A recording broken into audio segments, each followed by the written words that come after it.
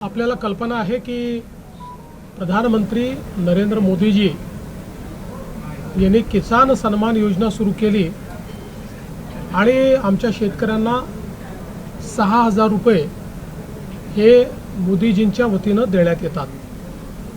महाराष्ट्रामध्ये महायुतीच्या सरकारने देखील नमो शेतकरी महासन्मान योजना सुरू केली आणि या योजनेत आम्ही निर्णय घेतला की केंद्र सरकारच्या 6,000 रुपयांसोबत महाराष्ट्र सरकार देखील त्याच लाभार्थ्यांना शेतकऱ्यांना 6,000 रुपये देईल, म्हणजे महाराष्ट्रातल्या शेतकऱ्यांना एकूण 12,000 रुपये त्या ठिकाणी मिळतील। आपल्याला कल्पना आहे की या संदर्भात दर 4 महिन्यांनी आपण 2,000 रुपये त्या ठिकाणी त्यांच्या खात्यामध्ये देतो, 2,000 केंद्र सरकार देते, असं 3 हप्त्यांमध्ये आपण हे पैसे देत असतो।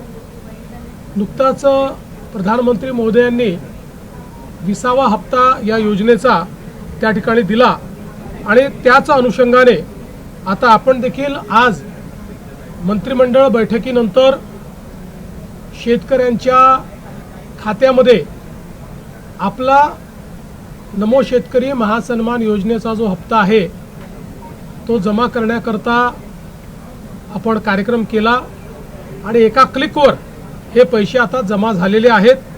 जवळपास 91,65,156 एवढ्या शेतकऱ्यांच्या 91,65,156 शेतकऱ्यांच्या खात्यामध्ये जवळपास 1,892 कोटी आणि 61 लाख 1,892 कोटी आणि 61 लाख रुपये हे आपण आज जमा केलेले आहेत।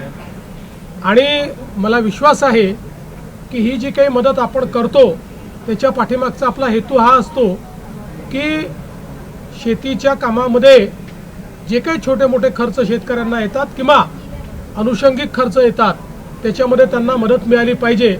आणि निश्चितपणे आपल्याला कल्पना आहे की या महासन्मान निधीचं सर्वच शेतकरी सातत्याने स्वागत करतात, त्यामुळे आज ते पैसे आम्ही जमा केलेले आहेत।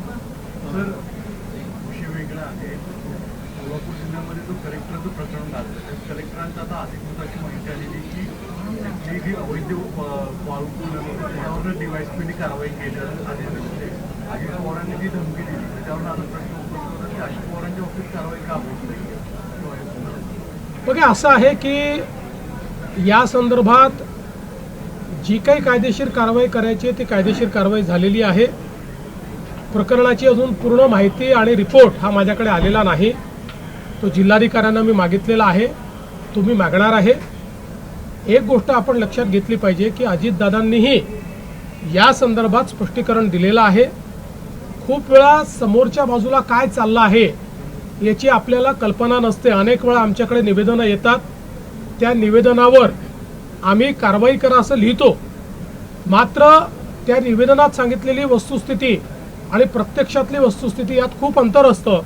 मग अशा परिस्थितीमध्ये अधिकारी आमच्या नजरेस आणून देतात की आपण जरी कारवाई करा म्हटलं असलं तरी यांनी दिलेली वस्तुस्थिती योग्य नाही आहे, खरी स्थिती वेगळी आहे आणि त्या आधारावर कामं होतात।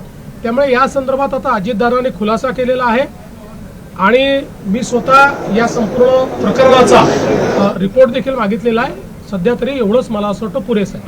दुसऱ्या बाजूला राष्ट्रीय पातळीवरती आज उपराष्ट्रपती पदाची निवडणूक आहे। विरोधकांकडून असं म्हटलं जातं की क्रॉस वोटिंग होईल आणि एनडीएतले सुद्धा काही खासदार आमच्या यूपीएच्या उमेदवाराला मतदान करतील। त्यांनी निश्चित स्वप्न पाहत राहावं।